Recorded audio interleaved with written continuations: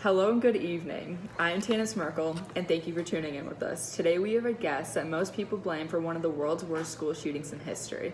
The governor blamed her, parents of the school board blamed her, community blamed her, and yet she's here to tell the true story.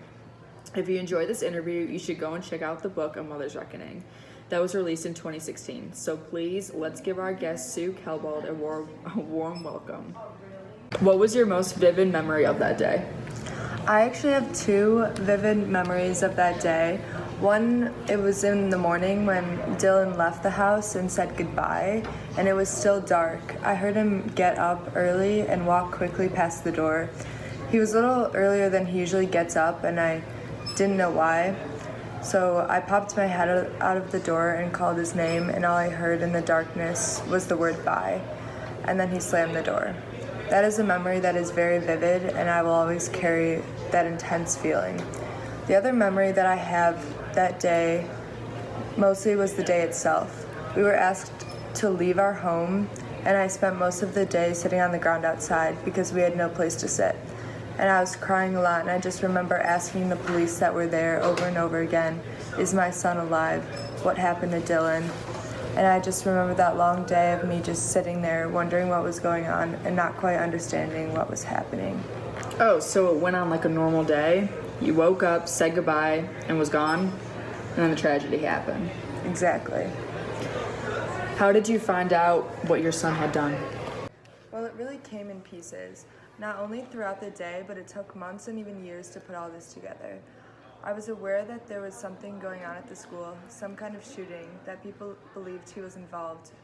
Very early on in my mind, I was in denial. I could not believe that my son was capable of hurting other people, and Dylan's friends had the same experience. We were perceiving that somehow this was a prank or a trick or something that had gone wrong, and that perhaps they were staging something as they often did for video classes, and maybe why the ammunition was replaced. Blanks. We really didn't know. I didn't even know when he had died. I was hearing news reports that many people had been killed, but I kept wondering, if Dylan was alive or dead. And I remember asking the policeman for the millionth time, "Is my son dead?" And finally someone turned to me and said, "Yes, he is." Why do you think he did what he done? It's very hard to answer that question because I don't think I can. I don't think anyone can. After I learned more about Dylan and his state of mind after his death, I think one of the big factors in this was the fact that he himself was depressed and suicidal. And we had found some writings he had done at the age of 15 where he was talking about being in agony and wanting to die and wanting to get a gun to end his life.